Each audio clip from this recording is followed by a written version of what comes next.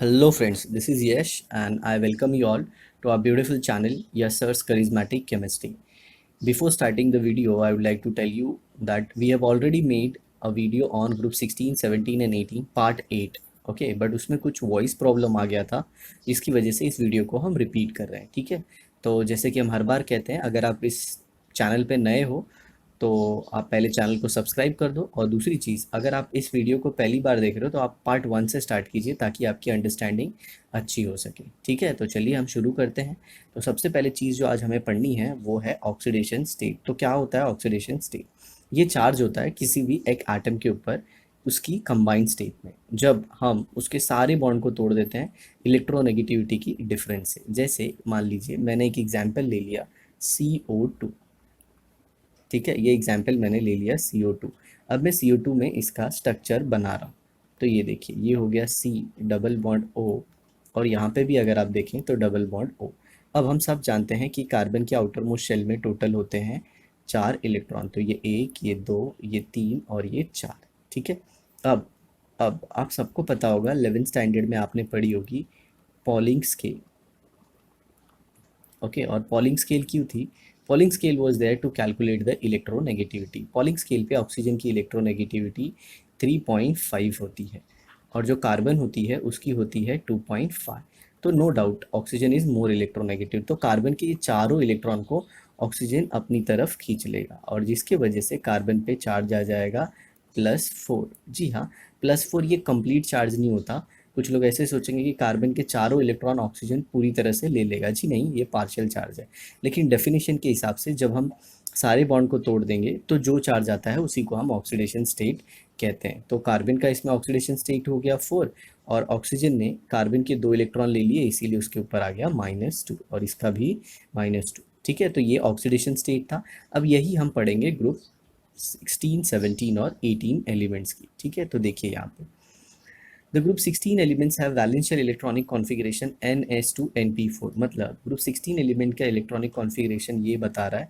तो उनके outer most shell में जनरली 6 इलेक्ट्रॉन होते हैं, जिसमें से 4 इलेक्ट्रॉन जो है वो p सब ऑर्बिट में है, और 2 जो है वो s सब ऑर्बिट में है। ठीक है, they attain a noble gas configuration either by gaining 2 electron, forming E2- ion, और sharing 2 electrons, forming 2 covalent bond. ठीक है, तो वो 2 कोवेलेंट बॉन्ड बना सकते हैं या फिर 2 इलेक्ट्रॉन गेन कर सकते हैं। जनरली लूज करने की भी उनकी टेंडेंसी है अगर सामने कोई ज़्यादा इलेक्ट्रोनेगेटिव एटम हो। तो चलिए ज़रा इसे समझने की कोशिश करते हैं। तो सबसे पहले आप देखिए इनका जनरल इलेक्ट्रॉनिक कॉन्फ़िगरेशन।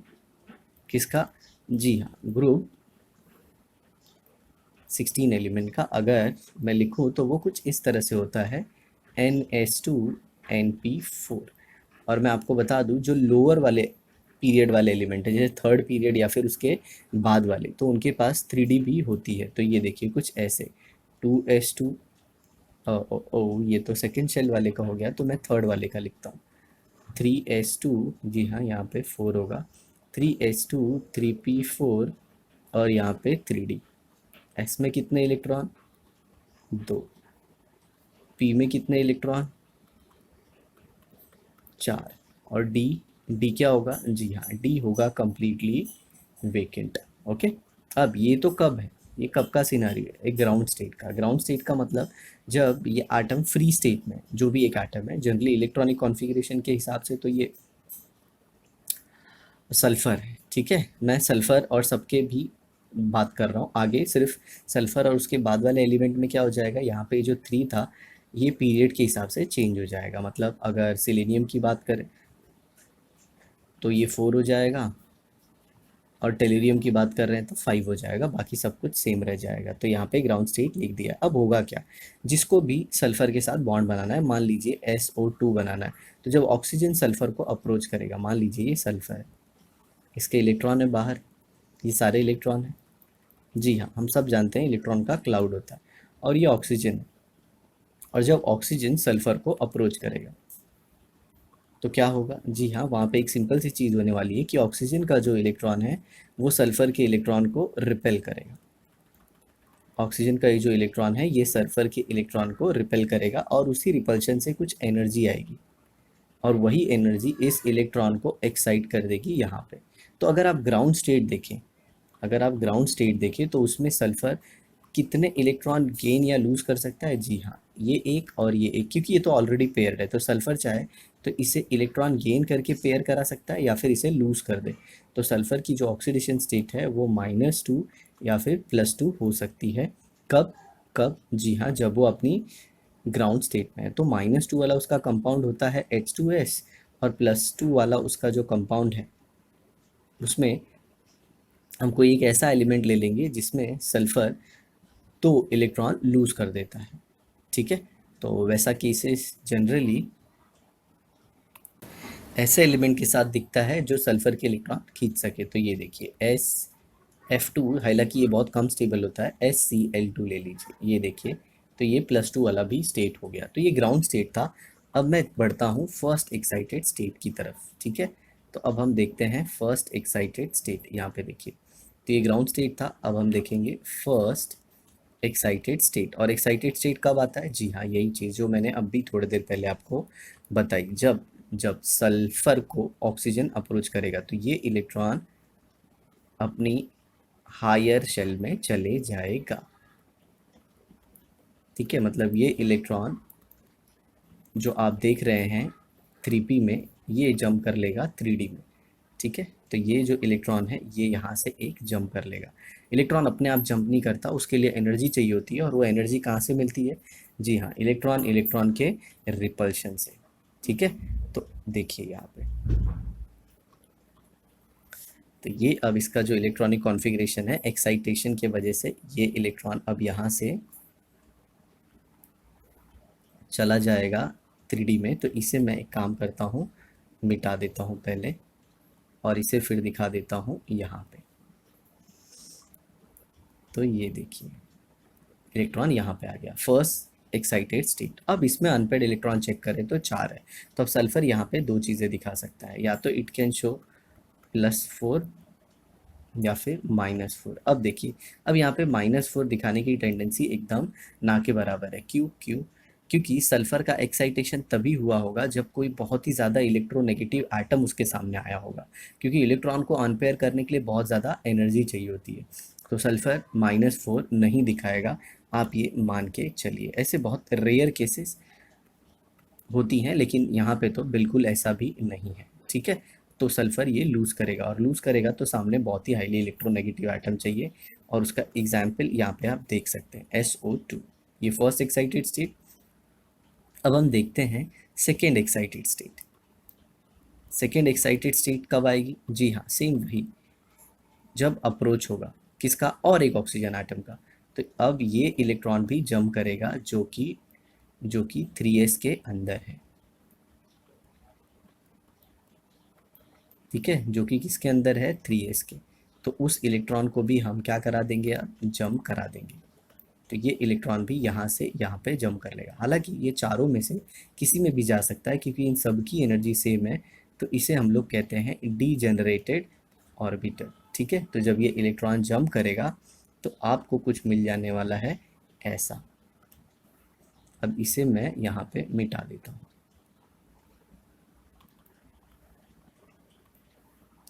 तो ये इलेक्ट्रॉन कहाँ पे चले जाएगा? जी हाँ, ये इलेक्ट्रॉन चले जाएगा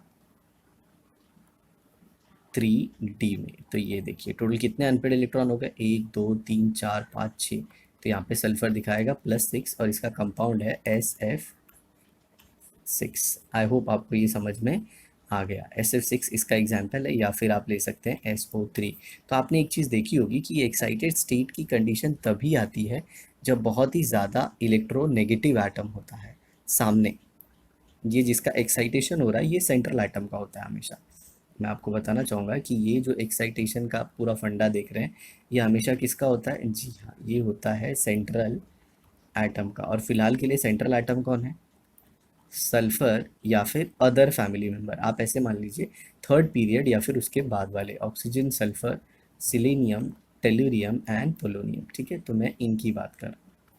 हालांकि पोलोनियम में भी होगा, बट पोलोनियम जनरली +6 नहीं दिखाता। Okay, it is more stable in +2 rather than +6।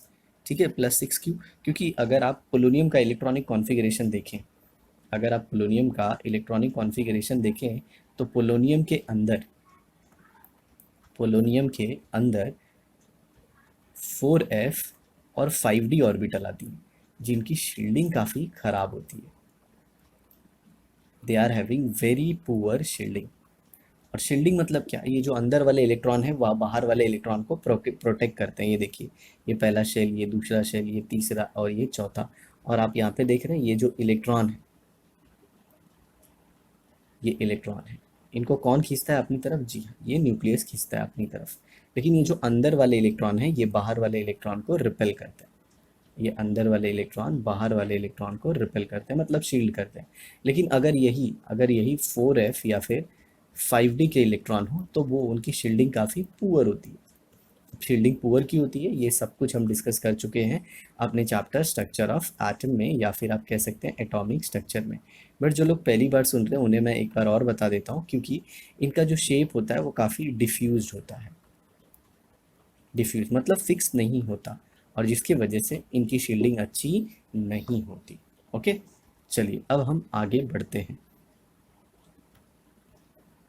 तो ये सारी चीज़ें हमारी हो गई। Oxygen being highly electronegative, oxygen जो है वो बहुत ज़्यादा इलेक्ट्रोनेगेटिव है और shows common oxidation state of -2। Okay, तो ऑक्सीजन की सबसे जो कॉमन ऑक्सीडेशन स्टेट है वो -2 है। उसके अलावा वो और भी ऑक्सीडेशन स्टेट दिखाता है, जैसे +2 किसके सामने? OF2 के सामने। इसके अलावा ये +1 भी दिखाता है, इसका एक कंपाउंड है O2F2। ठीक है, और -1 भी दिखाता है कब कब जब वो पेरोक्साइड के फॉर्म में होता है। ठीक है, बाकी के फैमिली मेम्बर +2 +4 +6 दिखाते हैं, जो हम देख चुके हैं, जिसमें +4 और +6 ज़्यादा कॉमन है। लेकिन ये कब दिखता है? जब ज़्यादा इलेक्ट्रोनेगेटिव आइटम सामने होता है। जो स्टेबिलिटी है +6 का, वो डाउन द ग्रुप कम हो जाता है और +4 का बढ़ जाता है। Down the group due to inert pair effect. अब ये इनर्ट पेयर इफेक्ट क्या है, ये भी एक बार इन शॉर्ट देख लेते हैं। हालांकि मैंने इसका कुछ पार्ट तो आपको बता ही दिया है, फिर भी बताता हूँ। ये देखिए, अभी यहाँ पे मैंने आपको बताया कि अगर अंदर 4f और 5d इलेक्ट्रॉन हो, अंदर 4f या फिर 5d इलेक्ट्रॉन हो, तो ये जो इलेक्ट्रॉन होते हैं इनकी शील्डिंग काफ़ी ख़राब होती है। और शील्डिंग काफ़ी ख़राब होने की वजह से ऐसे देख लेते हैं। ये देखिए यहाँ पे, अब ये मान लीजिए पहली शेल, ये दूसरी, ये तीसरी और ये चौथी, और ये मान लीजिए पांचवी। तो मैं पांचवी शेल की एग्जांपल ही देता हूँ आपको। हालांकि जो इनर्ट पेयर इफेक्ट है वो तो फोर्थ पीरियड से ही स्टार्ट हो जाता है। ओके, क्यों फोर्थ पीरियड से? क्योंकि फोर्थ पीरियड से ही डी सब ऑर्बिट आ जाता है। देखिए, तो ये हो गया पहला, सेकंड, थर्ड एंड ये फोर्थ। तो फोर के अंदर क्या आ जाती है? 3D आ जाती है। और फिफ्थ के अंदर क्या आ जाती है? जी हाँ, 4f एंड 5d। ठीक है, तो अगर इनके बाहर अगर कोई आप इलेक्ट्रॉन लेंगे, ये इलेक्ट्रॉन अगर मान लीजिए इस सबसे बाहर वाले में कोई एक इलेक्ट्रॉन है, हालांकि ये स्क्रीन से थोड़ा बाहर चले जाता है, बट फिर भी जो बाहर वाले इलेक्ट्रॉन है उनके ऊपर न्यूक्लियस का अट्रैक्शन काफ़ी ज़्यादा हो जाता है। क्यों ज़्यादा हो जाता है? क्योंकि 4f और 5d की शील्डिंग अच्छी नहीं है, और अट्रैक्शन ज़्यादा होने की वजह से ये जो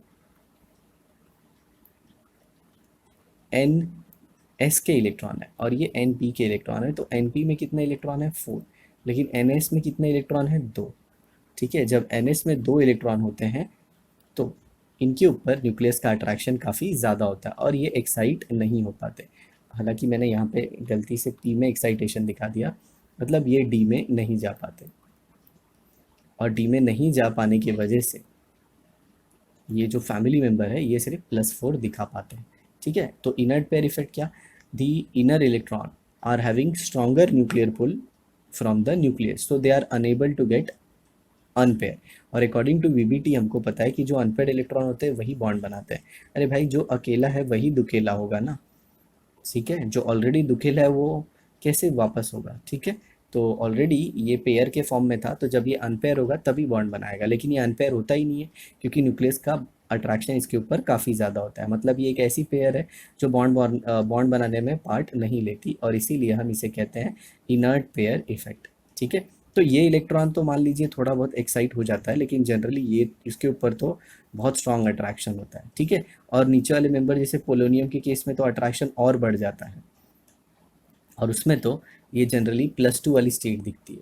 कौन सी स्टेट दिखती है? +2। ये जो आप देख रहे हैं, जो रेड कलर में मैं इलेक्ट्रॉन को पेयर करके दिखा रहा हूँ अब भी, ये भी जनरली एक्साइटेड नहीं होते। ठीक है, चलिए हम देखते हैं अपना part. Bonding in +4 and +3 oxidation state are primary covalent. अब ये जो बॉन्डिंग है +4 एंड +6 में, ये कोवलेंट होती है। इसको भी लेके बहुत सारे लोगों को डाउट आ सकता है, तो इसे भी मैं एक्सप्लेन कर देता हूँ। ठीक है, जरा देखते हैं।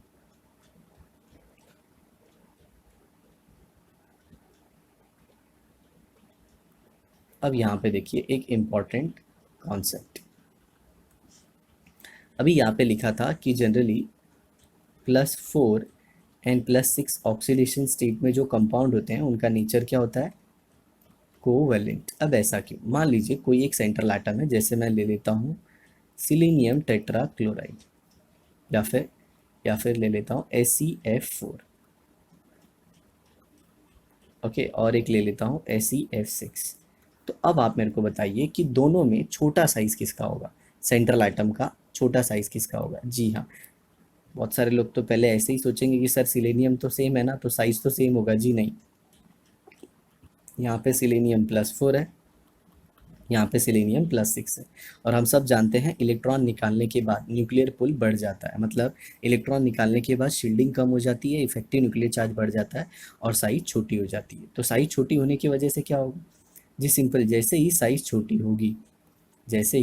छोटी होगी, मान लीजिए ये सिलेनियम है +4 में और ये सिलेनियम है +6 में, यहाँ पे सिलेनियम +4 और ये सिलेनियम +6, ठीक है, बहुत ज़्यादा चार्ज है। तो फ्लोरीन दोनों के सामने है, इधर भी फ्लोरीन है, इधर भी फ्लोरीन है। सर आप फ्लोरीन का साइज़ इतना बड़ा क्यों दिखा रहे हैं? Just for understanding purpose.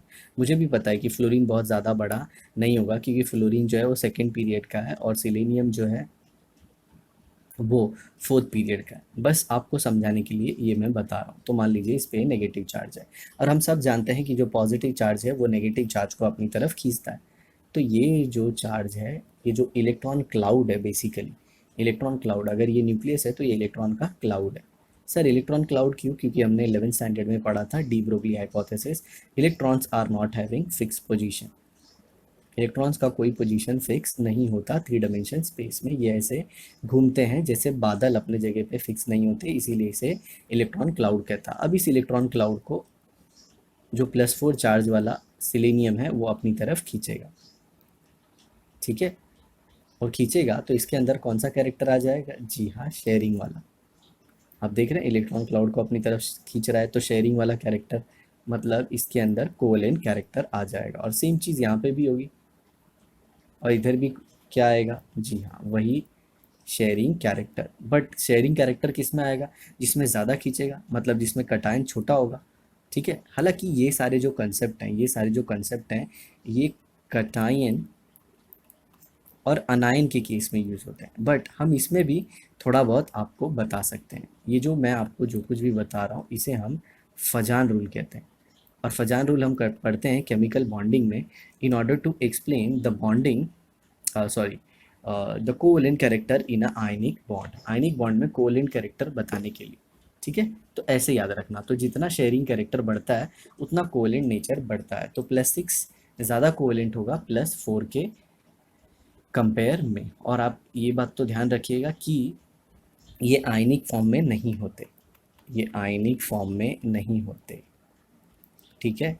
इनका जो नेचर होता है वो कोवेलेंट होता है। आप ऐसे कह सकते हैं कि इनके अंदर थोड़ा कोवेलेंट नेचर भी होता है और आयनिक नेचर भी होता है, क्योंकि +4 जो है वो बहुत ही ज़्यादा पॉजिटिव चार्ज है, और इतना पॉजिटिव चार्ज फ्रीली नहीं रह सकता, वो अनायन को ज़रूर अपनी तरफ खींचेगा, और जब अपनी तरफ खींचेगा तो उसका जो पॉजिटिव चार्ज है वो न्यूट्रलाइजेशन की तरफ जाएगा, और न्यूट्रलाइजेशन की तरफ जाने की वजह से वो शेयरिंग वाला कैरेक्टर दिखाएगा, ठीक है।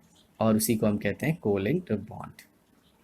अब इसमें एक और चीज़ इंपॉर्टेंट रहेगी थी, वो भी डिस्कस कर लेते हैं, ऑक्सीजन का ऑक्सीडेशन स्टेट, ठीक है। ऑक्सीजन का ऑक्सीडेशन स्टेट, तो जैसे कि हम सब जानते हैं oxygen is second most electronegative element in the periodic table. हम सब जानते हैं जो ऑक्सीजन है वो सेकेंड सबसे ज़्यादा इलेक्ट्रोनेगेटिव एलिमेंट है after fluorine, okay. Polling scale पे फ्लोरीन की इलेक्ट्रोनेगेटिविटी जो होती है वो 4 होती है, और ऑक्सीजन की 3.5 होती है। सर क्या ये जानना ज़रूरी है? जी हाँ, इसीलिए तो मैं बार बार बोलता हूँ ताकि आपके कंसेप्ट स्ट्रांग होते रहें, ठीक है, अब देखिए जो ऑक्सीजन है वो अलग अलग ऑक्सीडेशन स्टेट दिखाता है। ठीक है, मैं सारे यहाँ पे लिख देता हूँ। अब ऑक्सीजन जो एलिमेंट में होगा तो ज़ीरो होगा, एलिमेंट में मतलब O2 एंड O3 में उसका जो ऑक्सीडेशन स्टेट होगा वो ज़ीरो होगा। अब उसके बाद आ जाता है पेरोक्साइड। ओके, पेरोक्साइड में you are having H2O2 and then Na2O2। ये एक एग्जाम्पल है, इसमें ऑक्सीजन का जो ऑक्सीडेशन स्टेट है वो -1 होता है। ठीक है, अब उसके बाद आ जाते हैं हम ऑक्साइड के ऊपर, जो कि मेजॉरिटी ऑफ केसेस में ऑक्सीजन दिखाता है, और इसका बहुत सारा एग्जाम्पल है, मैं सिर्फ ऑक्सीडेशन स्टेट दिखाता हूँ। It is O2 minus. ठीक है, अब जो नेक्स्ट आता है वो आता है इसका +1 ऑक्सीडेशन स्टेट, और वो एक ही कंपाउंड है O2F2, और दूसरा है +2, और +2 में है OF2। ठीक है, इसके अलावा जो जो ऑक्सीजन है ये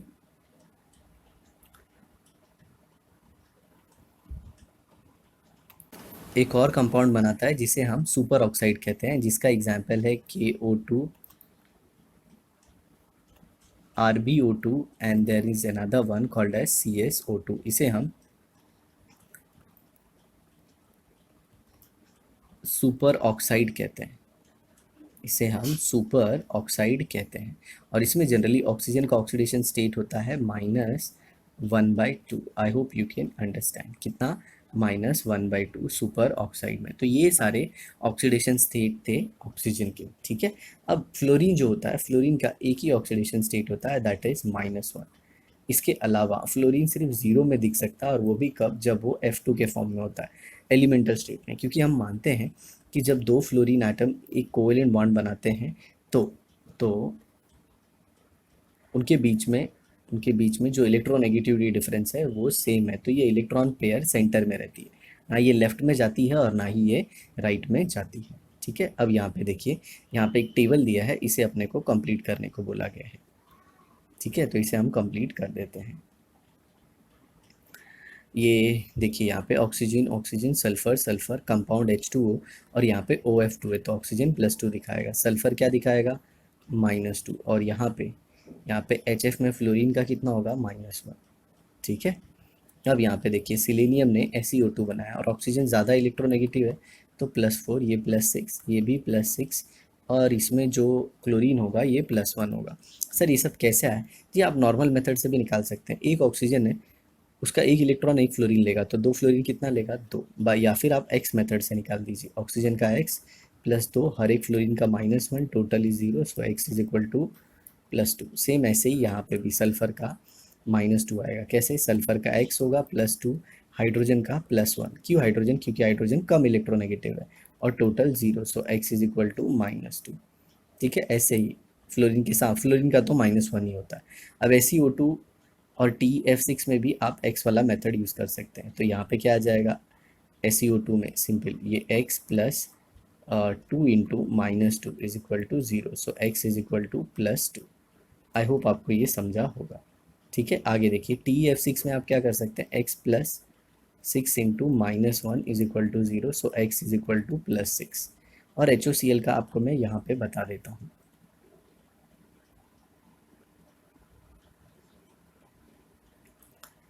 हाइपोक्लोरस एसिड इसे कहते हैं, HOCl। तो इसमें आप चाहें तो ऑक्सीजन का क्या ले सकते हैं, x प्लस हाइड्रोजन का 1 इंटू +1, प्लस क्लोरीन का भी क्या हो जाएगा, क्लोरीन के नंबर कितने हैं, एक नंबर है क्लोरीन यहाँ पे, मतलब एक ही क्लोरीन का आइटम है, और क्लोरीन का क्या हो जाएगा, +1, टोटल चार्ज 0, क्योंकि ये क्या है, एक न्यूट्रल स्पीशीज़ है, इसके ऊपर कोई भी चार्ज नहीं है, तो यहाँ पे x +2 is equal to 0, so x is equal to -2।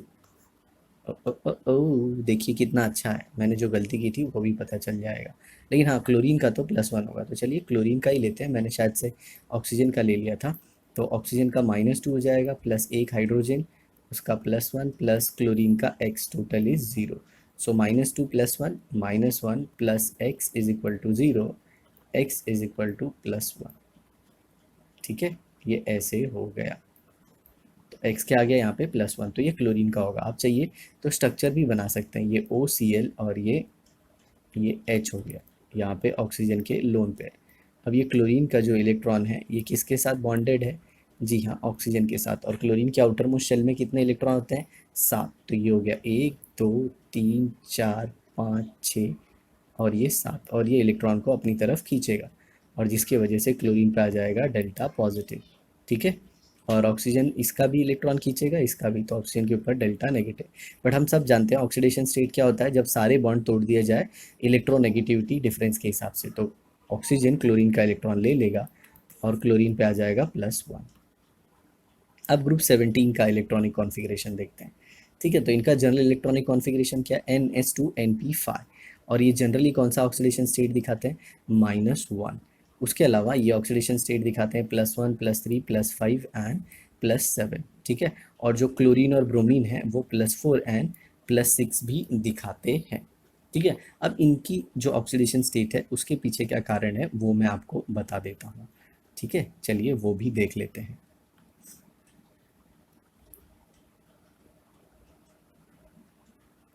तो अब जो हम पढ़ने वाले हैं ये पढ़ने वाले हैं अलग अलग स्टेट में इलेक्ट्रॉनिक कॉन्फ़िगरेशन। ठीक है, और वो ग्रुप 17 एलिमेंट का। तो यहाँ पे देखिए मैं लिखता हूँ ग्रुप 17 एलिमेंट, और उसमें कौन है? फ्लोरीन, क्लोरीन, ब्रोमीन, आयोडीन और आता है एस्टेटाइन।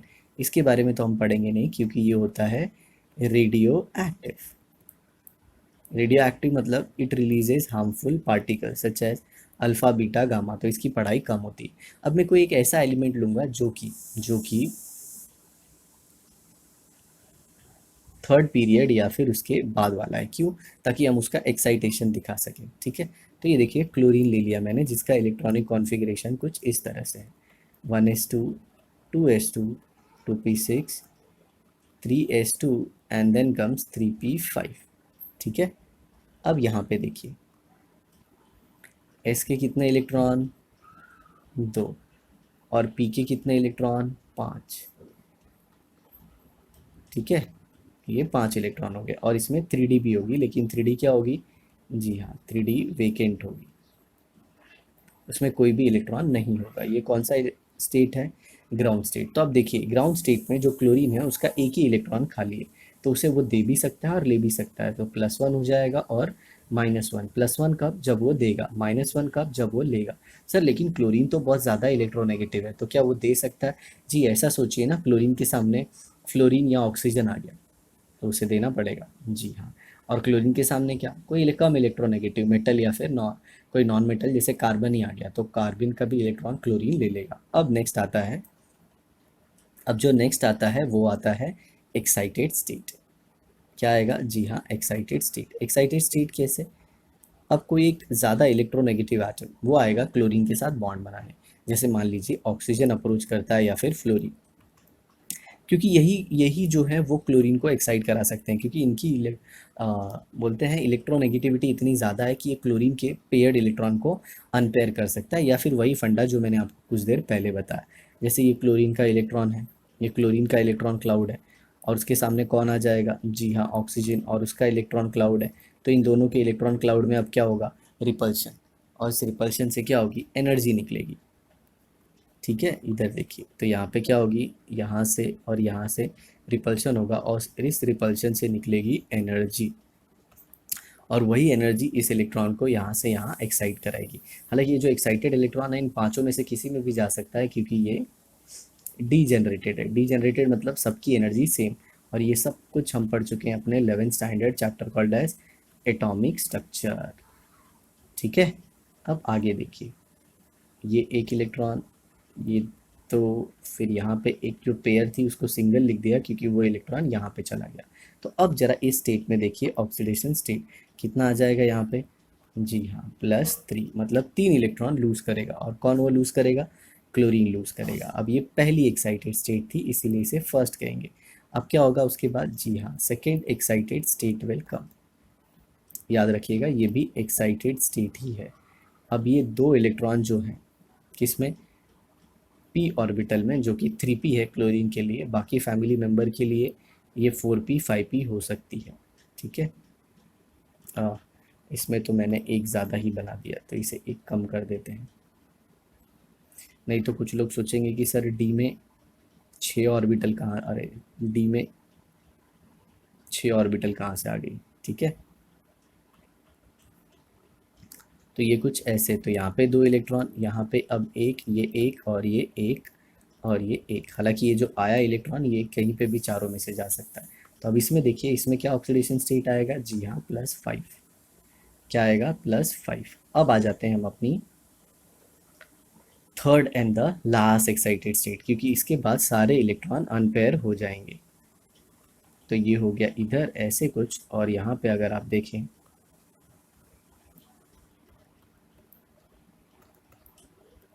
तो ये हो गया 1 2 3 4 5 6 7। देखिए 7 इलेक्ट्रॉन लूज कर देगा, तो ये क्या आ जाएगा, +7। और याद रखिएगा +7 दिखा रहा है तो कोई ज़रूरी नहीं कि ये कंपाउंड आयनिक होंगे। मैंने बताया था आपको थोड़ी देर पहले, अगर आपको याद हो फजान रूल से, इतना हाई चार्ज होने के बाद वो अनायन के इलेक्ट्रॉन को अपने खींचते हैं, तो इनका नेचर क्या हो जाता है, कोवेलेंट। और मैंने आपको ये भी बता दिया कि इतने हायर स्टेट वाले कंपाउंड सिर्फ क्लोरीन और फ्लोरीन के साथ, सॉरी ऑक्सीजन और फ्लोरीन के साथ ही दिखेंगे। अब मैं आपको लगे हाथ इसके कंपाउंड भी बता देता हूँ जिसमें क्लोरीन का ये ऑक्सीडेशन स्टेट होगा, वरना आप ऐसे सोचेंगे कि ये किस में होता है। तो +3 वाला है क्लोरीन, ClF3। ClF3 यहाँ पे आप ले सकते हैं ClF5। और +7 वाला आता है Cl2O7, किसका, क्लोरीन का, Cl2O7। तो आई होप आपको ये समझ में आया होगा। तो ये था क्लोरीन के बारे में, बाकी फैमिली मेम्बर भी ऐसा कुछ दिखा सकते हैं, ठीक है। चलिए अब हम बढ़ते हैं वीडियो में आगे की तरफ। तो ये था, और फ्लोरीन का तो मैंने आपको बताया कि उसका सिर्फ -1 ही होता है, उसके अलावा वो कोई दूसरा दिखाता नहीं है। हाँ, अब जैसे देखिए क्लोरीन के और ब्रोमीन के +4 और +6 वाले भी कंपाउंड दिखे हैं, जैसे ClO2, ClO3, ठीक है। और ब्रोमीन का भी BrO3, BrO2 ऐसे मिलता है, बट उनकी स्टेबिलिटी कम्प्लीटली कम होती है, मतलब कंपेरेटिवली, मैंने गलती से कम्प्लीटली बोल दिया, ओके। और यहाँ पे क्या लिखा है, ऑक्सो एसिड। वो ऑक्सो एसिड, ये पूरी सीरीज जो है हम आगे पढ़ने वाले हैं, ये एसिड्स में ऐसा दिखाते हैं। जैसे अगर आपको मैं बताऊँ तो, जैसे HClO2, okay, HClO2, HClO, HClO3, ऐसे सब बहुत सारे हैं, ये सब हम आगे देखने वाले हैं, ठीक है। ऑक्सो एसिड में ये सारे केसेस दिखाते हैं, अगर आपको जानना ही है तो ये देख लीजिए। जैसे क्लोरीन का एक एसिड होता है HClO4, इसे हम कहते हैं परक्लोरिक एसिड। और एक एसिड होता है HClO3, तो इसे हम कहते हैं क्लोरिक एसिड। इसके बाद और एक ऑक्सीजन कम कर देंगे तो ये आ जाएगा HClO2, और इसे आ जाएगा क्लोरस एसिड। उससे भी नीचे आ जाएंगे तो ये आ जाएगा HClO, जिसे हम कहते हैं हाइपो क्लोरस एसिड, ठीक है। ये सारे नाम है। अब मैं लगे हाथ इसमें आपको ऑक्सीडेशन स्टेट भी इनके बता देता हूँ। आप एक्स वाले मेथड से कीजिए, जैसे एक का बता देता हूँ। क्लोरीन का एक्स ले लिया, प्लस हाइड्रोजन का नंबर 1 और सारे हाइड्रोजन का +1, अब एक ही है तो +1 ही होगा, +4, ऑक्सीजन का हमेशा -2, टोटल 0, सारे न्यूट्रल हैं क्योंकि इनके ऊपर कोई भी चार्ज नहीं है। आई होप आप ये समझ सकते हैं, ठीक है, इनके ऊपर कोई भी चार्ज नहीं है। तब यहाँ पे आप x निकालेंगे तो x +1 -8 is equal to 0, x is equal to +7 आएगा। अब मैं आपको s के सारे बता देता हूँ। अब यहाँ पे +4 आएगा, सॉरी यहाँ पे क्या आ गया, HClO3, यहाँ पे जो क्लोरीन है वो +5 आ गया, यहाँ पे क्लोरीन +3, यहाँ पे क्लोरीन +1। सर लेकिन इसमें तो +4 और +6 आया ही नहीं, ठीक है। वो जो केसेस हैं वो एक्सेप्शनल है, जनरली वो ऐसे एसिड्स होते हैं जिसमें जिसमें पेरोक्साइड लिंकेज होते हैं और वो इतने ज़्यादा स्टेबल नहीं होते, ठीक है। वो बहुत ज़्यादा स्टेबल नहीं है, और वहाँ पे ऑक्सो एसिड लिख दिया है, बट जनरली मैं आपको बताऊँ तो वो ऑक्साइड के फॉर्म में ही रहते हैं। कौन से फॉर्म में, ऑक्साइड के फॉर्म में। आगे देखिए,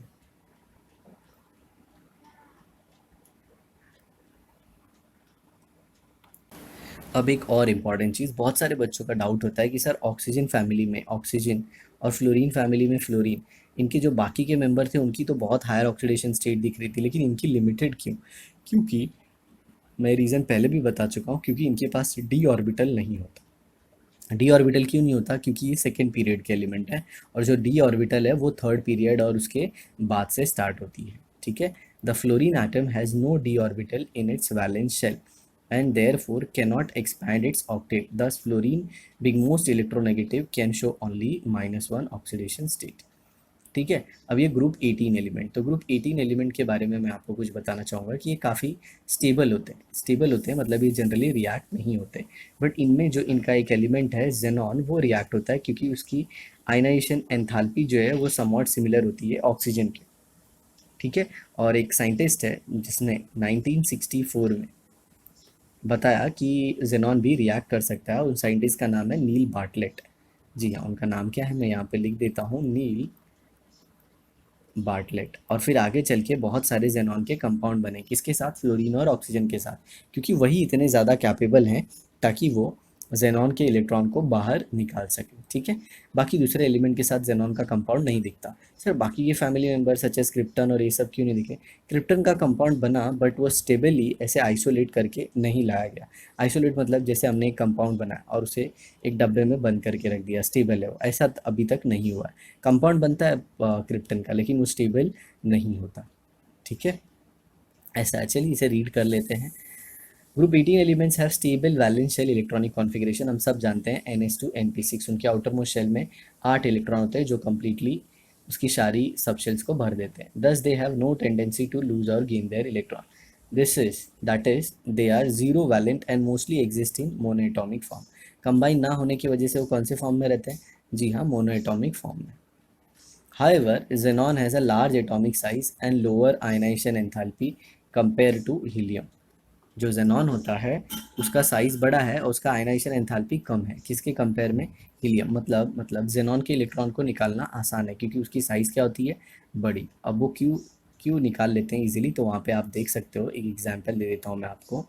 ये देखिए, ये हीलियम ऐसे छोटा सा है, उसके बाद नियॉन, फिर उसके बाद आर्गन, फिर आप जाते हैं क्रिप्टन। तो यहाँ पे देखिए, तो ये न्यूक्लियस है सेंटर में, और जैसे जैसे आप नीचे जा रहे हैं ये जो डिस्टेंस है ये बढ़ते जा रहा है, और डिस्टेंस बढ़ते जाएगा तो उससे क्या होगा?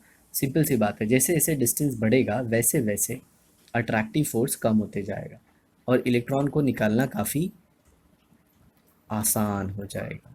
आई होप आपको समझाओ।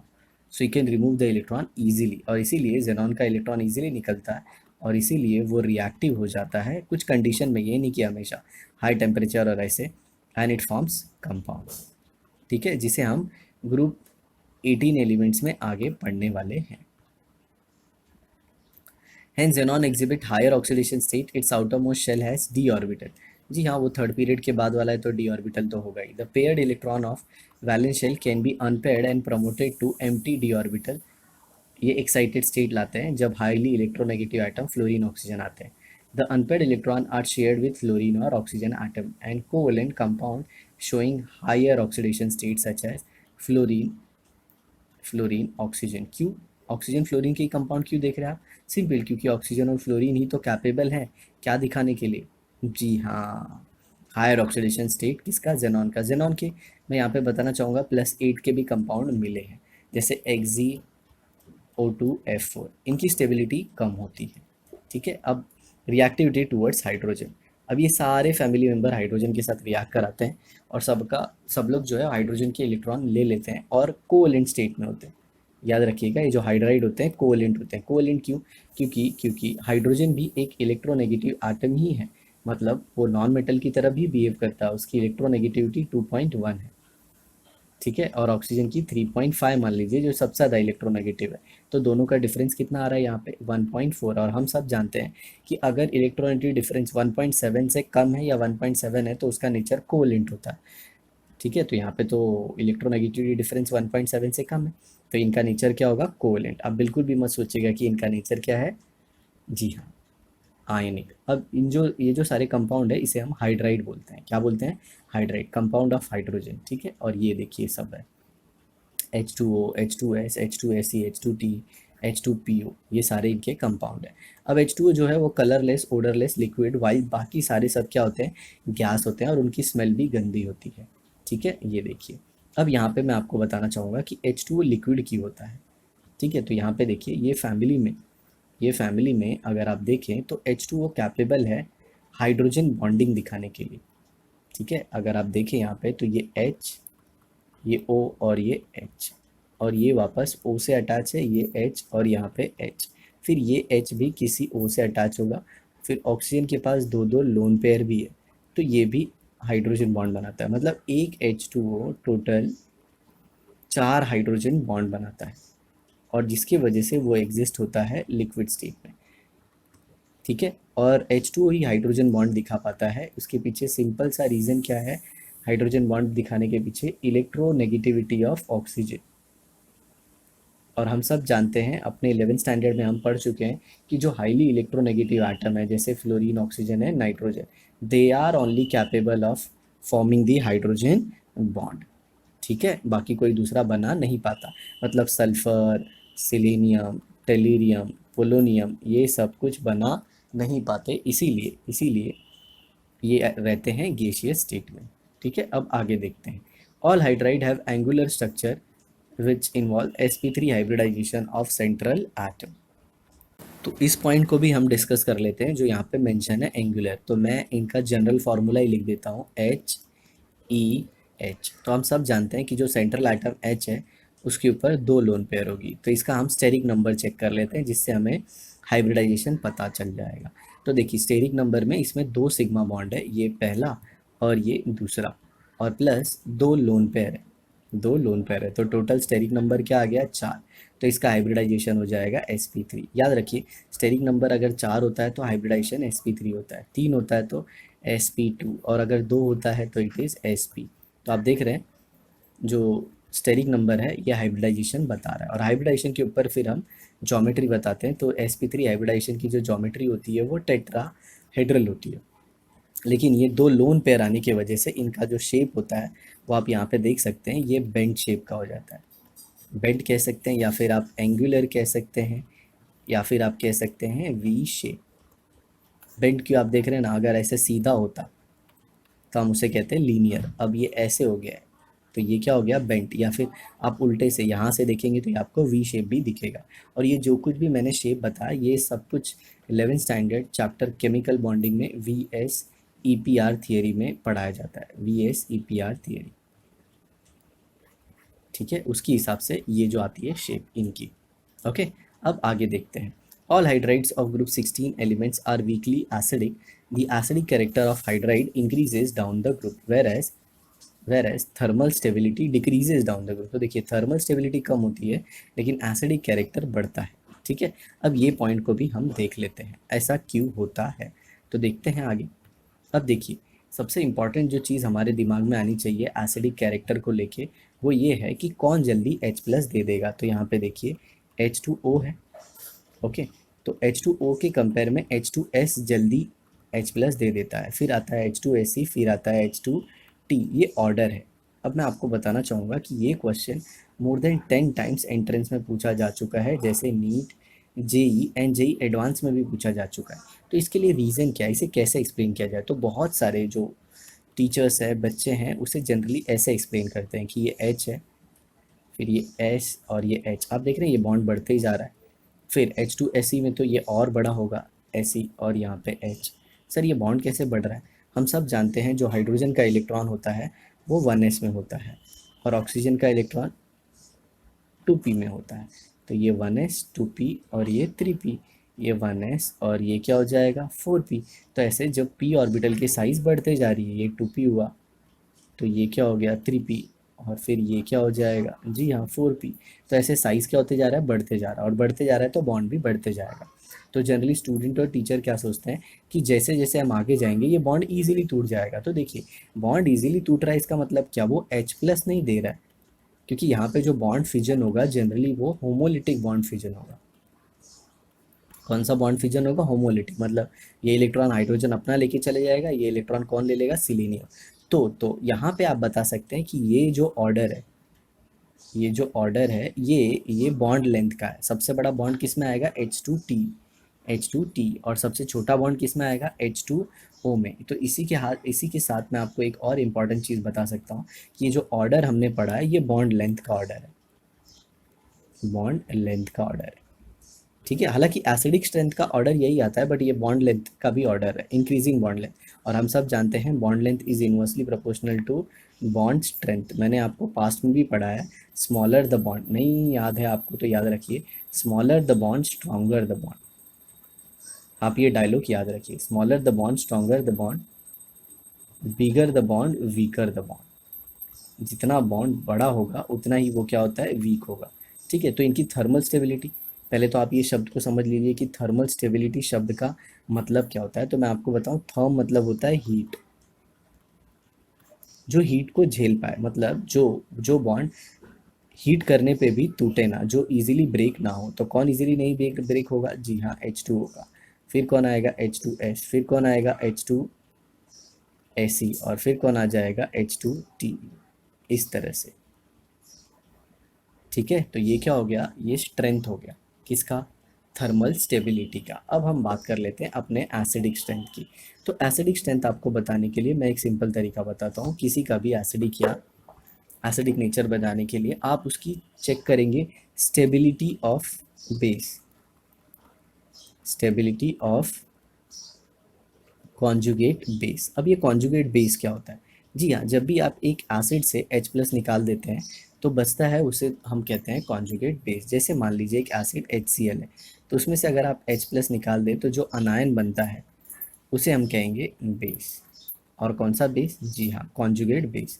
इसी तरह से आप सारे ऑक्सीजन फैमिली के हाइड्रोजन को निकाल दीजिए, जो हाइड्राइड है उसमें से हाइड्रोजन निकाल लीजिए और चेक कीजिए स्टेबिलिटी ऑफ कॉन्जुगेट बेस। मैं आपको यहाँ पे एक इंपॉर्टेंट चीज़ बताना चाहूँगा कि ये जितना स्टेबल होगा, ये जितना स्टेबल होगा, रिएक्शन उतना राइट जाएगा और एसिड उतना स्ट्रांग होगा। वापस ध्यान से सुनिए, अनायन जितना ज़्यादा स्टेबल होगा, अनायन जितना ज़्यादा स्टेबल होगा, एसिड उतना डिसोसिएट होगा और रिएक्शन उतनी राइट जाएगी।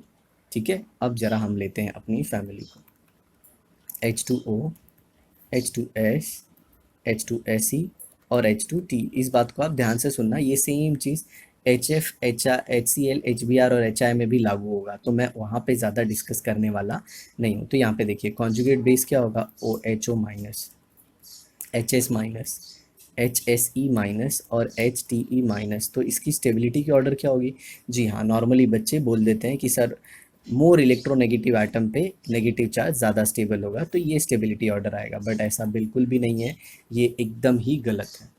ठीक है। तो जब भी आप डाउन द ग्रुप जाते हैं, जब भी आप डाउन द ग्रुप जाते हैं, आपको हमेशा क्या देखना है, जी हाँ, वॉल्यूम चार्ज डेंसिटी। क्या, वॉल्यूम चार्ज डेंसिटी आपको देखनी होगी। वॉल्यूम चार्ज डेंसिटी मतलब वॉल्यूम चार्ज डेंसिटी मतलब क्या, चार्ज डेंसिटी होता है, चार्ज डेंसिटी होता है चार्ज पर यूनिट वॉल्यूम।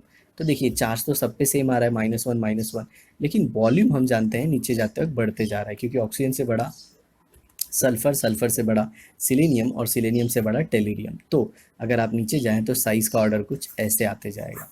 ठीक है ना। तो क्या मैं कह सकता हूँ, सबसे कम चार्ज डेंसिटी किसकी होगी, जी हाँ, HD माइनस। और हम जानते हैं जिसकी चार्ज डेंसिटी कम उसकी स्टेबिलिटी ज़्यादा, जिसकी चार्ज डेंसिटी कम उसकी स्टेबिलिटी ज़्यादा। सर ये कैसे पता चलेगा, तो इसके लिए आप मेरी मस्ट वॉच वीडियो देखिए।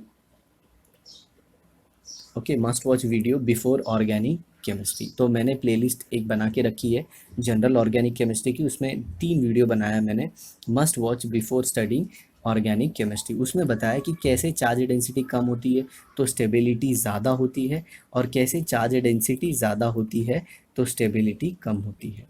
या फिर आपको चाहिए तो आप कमेंट बॉक्स में नीचे मेंशन कीजिए, हम इसके ऊपर एक अलग वीडियो बनाएंगे। तो सबसे ज़्यादा स्टेबल कौन सा आयन, जी हाँ, HTE माइनस। तो ऑर्डर ऑफ एसिडिक स्ट्रेंथ ऐसा होगा। ठीक है। और मैं आपको बताना चाहूँगा कि वाटर तो एसिडिक होता ही नहीं, इसका नेचर एम्फोटेरिक होता है। जी हाँ, एम्फोटेरिक मतलब डबल ढोलकी, ये एसिड की तरह भी काम करता है और बेस की तरह भी काम करता है। ठीक है। तो ये था इनका एसिडिक स्ट्रेंथ। अब जो दूसरा बहुत इंपॉर्टेंट चीज़ इनके बारे में पूछी जाती है वो है इनकी रिड्यूसिंग प्रॉपर्टी। तो रिड्यूसिंग प्रॉपर्टी तो मैं आपको इजीली बता दूंगा। रिड्यूसिंग प्रॉपर्टी मतलब कौन इजीली एच देगा, कौन इजीली एच देगा, जी हाँ H2T इजीली एच देगा, क्योंकि इसका बॉन्ड काफ़ी बड़ा होता है और बॉन्ड बड़ा होगा तो इजीली टूटेगा और इजीली एच मिलेगा। याद रखिएगा H प्लस नहीं, H plus is acidic property. ठीक है, अब आ जाते हैं हम ग्रुप 17 एलिमेंट में। ठीक है, ग्रुप 17 एलिमेंट के हाइड्राइड देखिए सिंपल HX फॉर्मूले हैं, तो ये क्या हो जाएंगे HF, HCl, HBr और HI। तो ऑर्डर ऑफ एसिडिक स्ट्रेंथ क्या होगा, जी हाँ HI सबसे ज़्यादा एसिडिक और HF सबसे कम एसिडिक। क्यों, क्योंकि H निकालने के बाद I माइनस कॉन्जुगेट बेस बनेगा। Sir conjugate acid base pair क्या होता है, ऐसा एसिड बेस पेयर जिसमें एक H प्लस का फर्क हो, और इस चीज़ को हम डिटेल में पढ़ेंगे chapter called as ionic equilibrium. तो आई होप आपको समझ में आया होगा। ठीक है, अब आगे देखिए, तो I माइनस हो गया, Br माइनस हो गया, Cl माइनस हो गया और फिर F माइनस। तो सबसे ज़्यादा स्टेबल कौन, I माइनस, इसीलिए HI सबसे स्ट्रॉन्ग एसिड। और अगर आप रिड्यूसिंग एजेंट की बात करें तो HI आएगा, क्योंकि HI का बॉन्ड सबसे बड़ा है, क्योंकि 1s होगा और आयोडीन का क्या होगा 5p। ठीक है, इस तरह से। तो ये हो गया एसिडिक स्ट्रेंथ और साथ ही साथ मैंने आपको रिड्यूसिंग प्रॉपर्टी भी बता दी। ठीक है, ये तो बॉन्ड एनर्जी है, बॉन्ड एनर्जी सबसे स्ट्रॉन्ग बॉन्ड किसका है, HF का, क्योंकि वो छोटा है। और ये थर्मल स्टेबिलिटी का ऑर्डर है ये भी, क्योंकि छोटा बॉन्ड हीट को रेजिस्ट कर सकता है। अब जो सबसे इंपॉर्टेंट चीज़ आती है वो इनकी मेल्टिंग और बॉइलिंग पॉइंट आती है, क्योंकि उसके ऊपर बहुत सारा क्वेश्चन पूछा जा चुका है। बाकी सब तो आप देख रहे हैं, एंगल जो है, जो बॉन्ड एंगल है वो कम होते जा रहा है। क्यों, इसके लिए आप एक इंपॉर्टेंट पॉइंट याद रखिएगा, जैसे जैसे सेंट्रल आइटम की इलेक्ट्रोनेगेटिविटी कम होती जाती है वैसे वैसे वैसे वैसे बॉन्ड एंगल जो होता है वो कम होते जाता है। अब ऐसा क्यों, यहाँ पे देखिए, मैं आपको इन जनरल बता देता हूँ। मान लीजिए यहाँ पे कोई एक एटम M है और यहाँ पे उसने दो बॉन्ड बना लिए H के साथ। अगर M ज़्यादा इलेक्ट्रोनेगेटिव है तो ये दोनों को अपने तरफ खींच लेगा, नज़दीक खींच लेगा, और नज़दीक आने के बाद मान लीजिए ये सिचुएशन हो गई, ये ऐसे दो इलेक्ट्रॉन नज़दीक आ गए ये, तो ये आपस में रिपेल करेंगे, और आपस में रिपेल करेंगे तो दूर हो जाएंगे, और इसी की वजह से बॉन्ड एंगल बढ़ जाता है। और अगर वही इलेक्ट्रोनेगेटिविटी कम हो गई तो इलेक्ट्रॉन जो है वो M से दूर हो जाएंगे, और M से दूर हो जाएंगे तो ये इलेक्ट्रॉन पेयर क्या है, नज़दीक आ सकती हैं, ये नज़दीक आ सकती हैं, और नज़दीक आएंगी तो बॉन्ड एंगल क्या हो जाएगा, कम हो जाएगा, बॉन्ड एंगल विल डिक्रीज। ठीक है, ये डबल गलती से ए लिख दिया मैंने। ओके, तो ये देखिए, तो बॉन्ड एंगल नीचे जाते वक्त कम हो रहा है। और ये पीके क्या होता है, पीके होता है एसिडिक स्ट्रेंथ। ठीक है, मतलब यहाँ पे भी मैं बता देता हूँ, जो के होता है वो डिसोसिएशन कांस्टेंट होता है, K is called as dissociation constant. और डिसोसिएशन कांस्टेंट मतलब क्या होता है, जी हाँ डिसोसिएशन कांस्टेंट मतलब होता है कौन जल्दी टूटता है। और अगर एसिड टूटता है तो वो क्या देगा, इजीली H प्लस। और के का जब हम नेगेटिव लॉग ले लेते हैं, नेगेटिव लॉग ऑफ के, तो उसको बोलते हैं PKA। तो याद रखना, के जितना ज़्यादा PKA उतना कम। तो या तो आप के ज़्यादा से बताइए या फिर PKA ज़्यादा से, ये दोनों केसेस में एसिड क्या होगा, स्ट्रांग होगा। तो हमें किसका वैल्यू दिया है, PKA। तो ये देखिए PKA की वैल्यू जिस सबसे कम वो सबसे स्ट्रॉन्ग एसिड, तो ये 2.6, तो ये सबसे स्ट्रॉन्ग। देखिए यहाँ पे ध्यान से मैंने बोला है के ज़्यादा होना चाहिए, लेकिन PKA क्या होना चाहिए, कम। PKA जितना कम उतना स्ट्रॉन्ग एसिड, या फिर के जितना ज़्यादा उतना स्ट्रॉन्ग एसिड। ओके, और ये क्या है, एंथैल्पी ऑफ फॉर्मेशन। ओके, ये सब हम थर्मो में डिस्कस करेंगे। और ये बॉन्ड देखिए, बॉन्ड वीक होते जा रहा है, ये बॉन्ड को तोड़ने के लिए कम एनर्जी लगी, ये बॉन्ड को तोड़ने के लिए ज़्यादा एनर्जी लगी, क्योंकि ये कौन सा बॉन्ड था, स्मॉल बॉन्ड, और ये कौन सा बॉन्ड था, बिगर बॉन्ड। ओके, और ये देखिए बॉन्ड लेंथ, बड़ा बॉन्ड वीक बॉन्ड, छोटा बॉन्ड स्ट्रॉन्ग बॉन्ड। और ये अब इम्पॉर्टेंट, सबसे इम्पॉर्टेंट आ गया बॉइलिंग पॉइंट। देखिए बॉइलिंग पॉइंट का ऑर्डर कुछ एंटिक नहीं दिख रहा है, सडनली H2O का हाई और उसके बाद फिर H2T। तो इस बातों को आप ध्यान से सुनिए, क्योंकि ये वापस यूज़ होने वाला है हेलोजन फैमिली में। लेकिन मैं आपको बताऊंगा कि H2O फैमिली या फिर जो हाइड्राइड ऑफ ऑक्सीजन फैमिली, उसका एक ट्रेंड बड़ा ही अच्छा सा है कि उसमें मेल्टिंग पॉइंट और बॉइलिंग पॉइंट दोनों का ऑर्डर एक ही आता है। ये देखिए सेम ऑर्डर मेल्टिंग पॉइंट का भी है और बॉइलिंग पॉइंट का भी, तो ये बहुत अच्छी चीज़ है। और मैं आपको बताऊं, it has been asked more than 15 times in IIT JEE and NEET. तो इसके रीज़न को मैं एक्सप्लेन करता हूँ आपको। ठीक है, देखिए यहाँ पे तो क्यों है H2O की इतनी हाई मेल्टिंग पॉइंट? तो वो मैं आपको बताता हूँ, HOH, ठीक है। तो यहाँ पे अगर आप देखें तो H2O जो है वो हाइड्रोजन बॉन्डिंग बनाने के कैपेबल है। जी हाँ, ये जो मैंने आपको ये लाइन दिखाई है डॉटेड वाली, ये हाइड्रोजन बॉन्ड है, ये भी हाइड्रोजन बॉन्ड बनाता है। और ऑक्सीजन के ऊपर ये जो लोन पेयर है, ये भी हाइड्रोजन बॉन्ड बनाती है। तो इस तरह से देखने जाओगे तो एक वाटर मॉलिक्यूल 4 हाइड्रोजन बॉन्ड बनाता है, एक वाटर मॉलिक्यूल 4 हाइड्रोजन, जबकि बाकी के फैमिली मेंबर हाइड्रोजन बॉन्डिंग नहीं बना पाते। और हम सब जानते हैं मेल्टिंग मतलब लैटिस। पहले तो एक होता है लैटिस का अरेंजमेंट, क्रिस्टल कैसे अरेंज है, और दूसरा होता है इंटर पार्टिकल फोर्स। ओके, तो यहाँ पे इंटर पार्टिकल फोर्स जो है वो स्ट्रांग है, और वो क्या है, हाइड्रोजन बॉन्डिंग, ठीक है। बट बाकी सब में क्या है, इंटर पार्टिकल फोर्स वीक है। और कौन सा फोर्स होगा वो भी मैं आपको बता देता हूँ, उनके बीच में होगा डाइपोल डाइपोल इंटरैक्शन। क्या, डाइपोल डाइपोल। और डाइपोल डाइपोल का स्पेशल केस हाइड्रोजन बॉन्डिंग है। मतलब जब डाइपोल डाइपोल बहुत स्ट्रांग होगा तो उसे हाइड्रोजन बॉन्डिंग कहते हैं। और ये डाइपोल डाइपोल किस में आता है, जी हाँ, इसे कहते हैं वेंडरवॉल फोर्स। वेंडरवॉल फोर्स, आप इस बात को ध्यान से सुनिए, जब डाइपोल डाइपोल बहुत स्ट्रांग तो हाइड्रोजन बॉन्डिंग, ठीक है। तो अब देखिए मेल्टिंग पॉइंट में मान लीजिए लैटिस सबका सेम होता है, लेकिन कौन सा फोर्स डोमिनेटिंग है, जी हाँ, inter particle force of attraction. ये इसीलिए H2O का मेल्टिंग पॉइंट सबसे ज़्यादा। अब क्वेश्चन आता है, सर H2T में और H2Se में और H2S में सबसे ज़्यादा H2Te का क्यों? तो जिस देखिए अब इसमें आ जाएगा वेंडरवॉल फोर्स। और मैं आपको बताऊं तो वेंडरवॉल फोर्स डायरेक्टली प्रोपोर्शन करता है मॉलिक्यूलर वेट को। मॉलिक्यूलर वेट को वेंडरवॉल डायरेक्टली प्रोपोर्शन करता है। तो देखिए किसका मॉलिक्यूलर वेट ज़्यादा है, जी हाँ, H2Te का। इसीलिए उसका मेल्टिंग पॉइंट, बॉइलिंग पॉइंट ज़्यादा होता है। आई होप आपको ये समझ में आ गया होगा। सर वेंडरवॉल फोर्स कौन सा, एक डाइपोल डाइपोल तो पकड़ ही लीजिए, और दूसरा आ जाएगा इनके बीच में लंदन फोर्स या फिर डिस्पर्जन फोर्स। ये सब फोर्स के बारे में अगर आपको जानना है तो हमारी 11th स्टैंडर्ड की video states of matter Maharashtra board पे मैंने बनाया है। ये वीडियो काफ़ी लेंदी हो रही है क्योंकि काफ़ी इंपॉर्टेंट पॉइंट है इसमें जो दो क्वेश्चन है हाइड्रेट की प्रॉपर्टी, ये इतना फेवरेट है कि मैं आपको बता दूं ओवरऑल 20 से ज़्यादा बार तो ये पूछा ही गया होगा। मैं सारी एंट्रेंस एग्जाम की बात कर रहा हूँ, नीट जेई सब मिला के, ठीक है। चलिए अब हम हेलोजन फैमिली का देख लेते हैं लास्ट, और उसके बाद फिर इस वीडियो को ख़त्म करते हैं। तो यहाँ पे देखिए properties of hydride of halogen family. तो देखिए सबसे पहले मैं आपको pKa का वैल्यू बता देता हूँ। देखिए सबसे कम किसकी है, इसकी, तो ये सबसे स्ट्रॉन्ग एसिड। और ये देखिए डेल्टा एच ऑफ डिसोसिएशन मतलब बॉन्ड एनर्जी सबसे ज़्यादा। और सबसे वीक बॉन्ड कौन सा, सबसे वीक बॉन्ड कौन सा, HI का, ठीक है। और बॉन्ड लेंथ ये ऑर्डर है, सबसे ज़्यादा बॉन्ड इसका। अब यहाँ पे जो इंटरेस्टिंग है वो मेल्टिंग पॉइंट और बॉइलिंग है। अब यहाँ पे देखिए मेल्टिंग पॉइंट 190, 222, और यहाँ पे देखिए बॉइलिंग पॉइंट 293, बट ये 238। तो अगर आप बॉइलिंग पॉइंट का, मेल्टिंग पॉइंट का ऑर्डर लिखते हैं तो सबसे पहले कौन आएगा, HI, और फिर उसके बाद कौन आ जाएगा, जी हाँ, उसके बाद आ जाता है HF, और फिर HBr, और फिर HCl। अब देख रहे हैं HF से ज़्यादा HI कैसे हो गया, जबकि हम सब जानते हैं कि HF के अंदर होती है हाइड्रोजन बॉन्डिंग।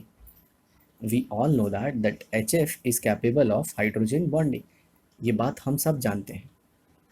तो फिर HI कैसे ज़्यादा हो गया, तो HI ज़्यादा हो गया HF से इसलिए क्योंकि HI का जो वेंडरवॉल फोर्स है, वेंडरवॉल फोर्स जो कि लंदन फोर्स या डिस्पर्जन फोर्स आप कह सकते हैं, या फिर डाइपोल डाइपोल, जी हाँ, लंदन और डिस्पर्जन एक ही होता है, आप अलग अलग मत समझिएगा।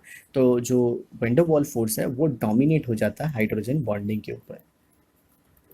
सर ऐसा भी होता है क्या, जी हाँ, यहाँ पे वेंडरवॉल फोर्स डोमिनेट हो जाता है हाइड्रोजन बॉन्डिंग के ऊपर, क्योंकि HI का मॉलिक्यूलर वेट काफ़ी ज़्यादा है।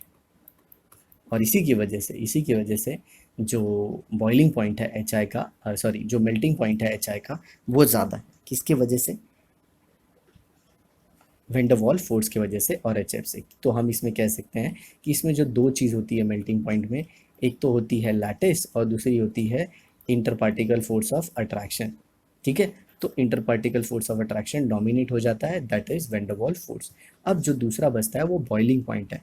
बॉइलिंग पॉइंट HF का क्यों ज़्यादा हो गया, अब एक और इम्पॉर्टेंट पहलू, पहले तो एच आई ज़्यादा था, अब एच एफ ज़्यादा है और एच आई कम है, ऐसा क्यों? तो अब याद रखिए, अब बॉइलिंग करना है हमें। बॉइलिंग मतलब पहले मेल्टिंग में सारे जो पार्टिकल थे वो एक साथ थे, अब वो सारे दूर दूर हो गए, वो सारे क्या हो गए, दूर दूर। तो अब उन्हें आपको वेपर स्टेट में लेके जाना है। तो वेपर स्टेट में ले जाने के लिए एक पार्टिकल को दूसरे पार्टिकल से काफ़ी दूर जाना है, बट यहाँ पे एक एक जो पार्टिकल है एच एफ का, इनके बीच में हाइड्रोजन बॉन्डिंग है। तो एक सिंपल सी बात बोलूँ एक्सप्लेनेशन के लिए, तो मैं बहुत सारे टाइप के एक्सप्लेनेशन दे सकता हूँ, बट सिंपल क्या है कि बॉइलिंग पॉइंट के टाइम पे हाइड्रोजन बॉन्डिंग डोमिनेट कर जाता है, किसके ऊपर, वैन डर वाल के ऊपर। तो आप क्या कहेंगे, जी हाँ, in boiling point hydrogen bonding dominates over van der Waals. Sir ये क्या है, कभी ऐसा होता है कभी वैसा होता है जी, इसीलिए सब्जेक्ट को हम बोलते हैं chemistry, it's a mystery. I hope आपको समझ में आया होगा। बाकी के फैमिली मेम्बर का जो ऑर्डर है that is H B R का एच सी एल से ज़्यादा है, क्योंकि एच बी आर के अंदर वैन डर वाल डोमिनेट करता है, क्योंकि उसका मॉलिक्यूलर वेट ज़्यादा है। ठीक है, अब हम देखते हैं ग्रुप 18 का। तो अगर आप ग्रुप 18 देखेंगे तो उसमें तो इनर्ट गैसेज है और वो रिएक्ट होती ही नहीं हाइड्रोजन से, तो उनकी तो कोई प्रॉपर्टी है ही नहीं। तो this is all about our today's video, जो कि काफ़ी लेंदी हो गई है, एंड आई होप आपको बहुत ही अच्छे से समझ में आया होगा। और अगर आपको ये वीडियो पसंद आई है तो आप हमारे चैनल को सब्सक्राइब कर दीजिए या और नोटिफिकेशन बेल को दबा दीजिए, ताकि जब भी मैं वीडियो अपलोड करूँ आपको पता चल जाए। और share it maximum with your friends, जितना हो सके उतना अपने फ्रेंड्स के साथ शेयर कीजिए। Bye, thank you.